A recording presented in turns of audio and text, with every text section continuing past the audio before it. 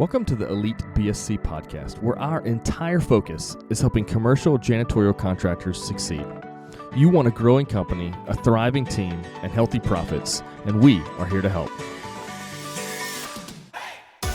My name is Jordan Tong. I'm the founder of Elite BSC, a company dedicated to helping janitorial companies grow and thrive. I also serve as CEO and one of the owners of France Building Services. France is a janitorial company employing nearly 600 people. Since 2007, we grew from 1.5 million to more than 20 million in annual revenue and built what I think is one of the best teams in the world. The goal of Elite BSC and this podcast is to give owners in the industry a vision of where their company can be and the information and tools to get there. I want to share what I have learned over the years to make this a reality for you.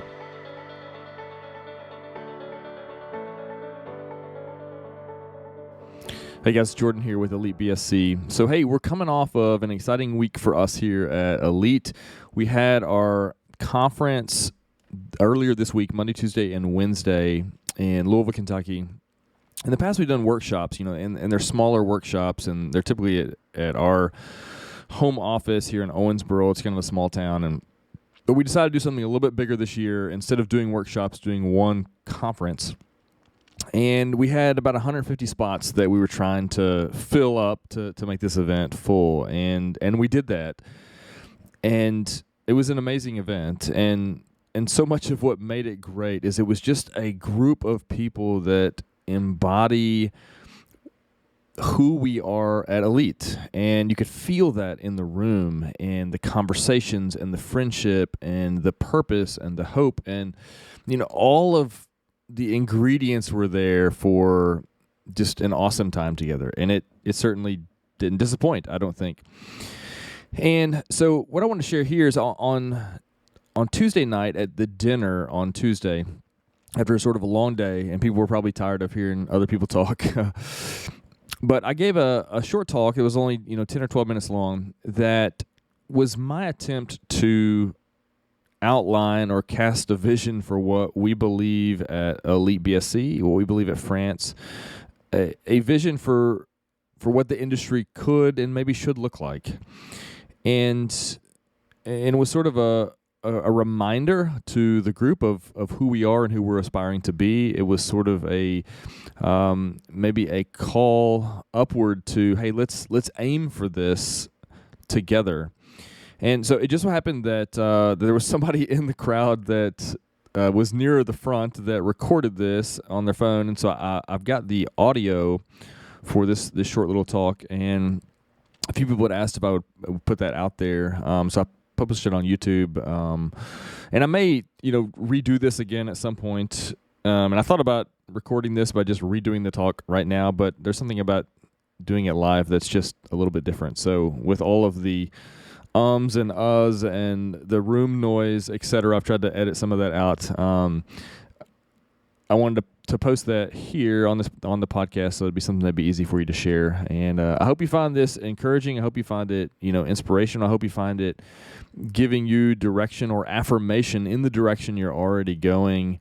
And I'm excited about what the industry can look like if we begin applying these things. So I hope this is helpful, and enjoy. Here you go. So here's 5 qualities that come to mind as I have been thinking on this. And they really embody a lot of what we're trying to do at France as well. So the first of those is stewardship, or a stewardship mentality among owners and leaders. So we live in so if you go to the bookstore, I guess you don't have bookstores anymore, but Amazon, and you look at business books, a lot of them are, particularly that are aimed at entrepreneurs, is often about how the person can make a bunch of money, not working very many hours a week, and sort of centered on the success of one individual. And it's sort of the mantra in the entrepreneur world a lot of times. And I think it's a bad take. And I think as we begin to grow our companies, they begin to take on a life of their own. And as leaders, we start to be responsible for how we manage that thing that we maybe even created ourselves. So in the words of Uncle Ben to Peter Parker, aka Spider-Man, with great power comes great responsibility. Or Jesus said something similar. He said, to whom much is given, much may be required. And so I think if we sit and think about it, the businesses that we have inherited. So for me, I'm standing on the shoulders of 2 generations before me. Some of you have built something yourself, but you would quickly admit, I don't know if John Disselcamp's here still, but he talked this morning about, even though he built the thing himself, he would say he could have never done it without the people and the support that was around him. So there's a real sense in where all of us, if we're leading, and particularly for owners, that you have this thing that's a gift that you're responsible to steward over. And I think if we want to get people to follow our leadership, to follow our vision, if we're leading out of a sense of obligation to take care of our people and this thing that we have built, I think we'll be able to amass an army of people that are willing to follow us. But no one wants to willingly follow a leader that's just out for himself. And so sort of turning away from ourselves to managing this thing or being a steward over this thing, I think is how we can achieve long-term success with our businesses. So, develop a stewardship mentality. Number 2, and this one hits home to me, is a belief in the inherent value of the individual and the work that they, or the worker, the cleaner, and the work that they do. So when you think of what is the lowest job on the totem pole, it's always the janitor. So it's sort of like a punchline of, hey, I went from here to here. So the top of the food chain to the bottom, and the bottom is always the janitor, right? And in our society, we tend to value people in terms of like the function that they provide or the economic value that maybe that they offer. And while there is some level of truth to that in a business sense, there's also an inherent dignity and value that the individual has, and that is inherent in the work that they do. It's not just about the profit that they produce, so that someone who, a Warren Buffett produces much more money, therefore he's more valuable. Well, that, in an economic sense, yes, but at a human level, as human beings, that's not the whole story. And I think if that belief can infiltrate our organization, I think it can change the way cleaners view their job and the way they feel working at our organizations. And I speak to someone who's been guilty of not doing this. So when I first came into the industry, it felt beneath me a little bit, which I know sounds terrible, but I'm just being honest. So I went to college, I got a degree in engineering, I worked for a construction development company, and stepping over into this, I just felt like, ooh, I don't know that I want to get my hands dirty in that. Like, it felt like I felt too good for it sometimes. And that's not where I want to hang out. That's not where I want to spend my career doing that. And I think that was wrong, and so I had a wrong view of the people that were working on our team. And that fundamentally had to change in me. And so I think we can reverse some of these bad views of workers and human value by cultivating a belief in the inherent value of the worker and the actual work that they do. Like, it's good. The person has value in and of themselves because they're a created human being, and the work has value because work is valuable. God made us to work, and it's a good thing regardless of where on the socioeconomic ladder you're doing that work. Number 2. So number 3 is having a purpose greater than yourself. So this goes back to the initial thing about business books being kind of self-centered. And I think one of the tragedies of modern Western culture is that we have made the pursuit of personal pleasure and happiness our ultimate aim.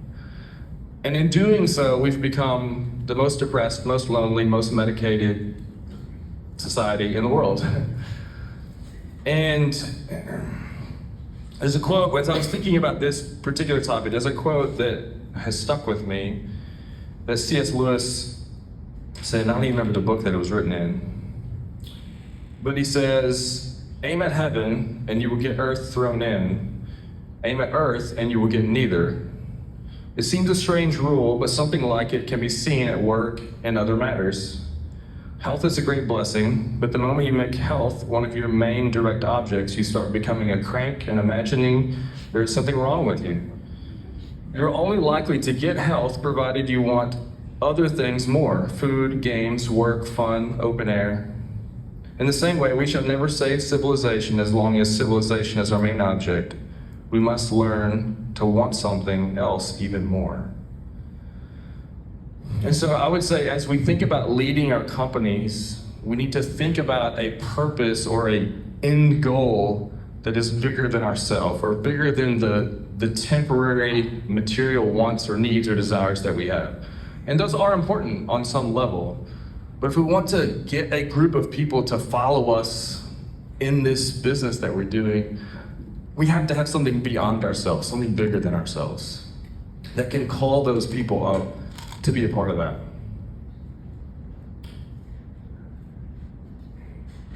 So slaves might work and die for the benefit of their master, but free men will only work for someone who's true and noble in a cause that they believe in, right? And we want to have a group of followers that choose to work for us, not have to be there just because they need a paycheck. Okay, number 4, and for those of you all that think I have my head in the clouds on the first 3, is I think we need to be excellent in our work. So I think in order for us to be successful as businesses, and I think we all know this fundamentally, is we have to be excellent at our craft. And particularly if we want people to buy into our mission and vision and the culture and the thing that we're trying to create, we also need to be really good at what we do. Otherwise we lose credibility. So if we want people to believe in the mission and the value and the dignity of the worker and all that, we need to also prove that we can do our job really well. Otherwise that other message gets lost. So no one's gonna care about our purpose if we suck at what we do. If we suck at what we do. So we should chase excellence in everything that we do in our organizations, from top to bottom. And then lastly, number 5 is I think we should have a focus on raising up other leaders in our company. When you think about, if you think about the movement that Jesus started 2,000 years ago, he was a relatively obscure figure who lived a life that most people didn't know anything about, and had raised up other people to be leaders to proclaim that thing that he taught. And then he went away. And now Christianity is the largest religion in the world, and it was built on raising up other leaders. And I think our legacy and the things we believe in, the things that we have worked for, will die with us unless we raise up other people to pass that along to. And so one of the neat things about being an owner, and it comes with the stewardship of it, is this responsibility and this gift, I think, to be able to raise up other people to be successful, to lead them in laying hold of that vision so that they continue the work that you're doing. So I think we all, deep down, would like for our companies to matter in a bigger sense. Not just that we can make a bunch of money and sell out. Like, we want something more than that. And I think when we can raise up leaders to carry the torch, I think we can ensure a legacy that lives beyond ourselves. So I would encourage you to raise up leaders to carry that torch. And this is a vision that I think my team back here would agree with, that this is what we want to embody at France. I think the team at Elite would agree that this is what we want to embody with Elite. And I put it out there for you guys as something that I think is a noble and worthy vision for our industry that can change your company and your team and maybe have an impact on the industry as a whole. So I hope this conference works to serve toward that end. And we're thankful that you're here, and we'll continue to keep trying to serve you the best that we can. Thank you. Thank you. If you found the information in this podcast helpful, please like and subscribe on whatever podcast platform that you're using. If you would like more resources or help to grow your cleaning company, head over to elitebsc.com. We have loads of articles, videos, free tools, coaching options, and a lot more. If your company is greater than $500K in revenue and you want to take your learning experience to the next level, check out our mastermind group. You can learn more about that at elitebsc.com/mastermind.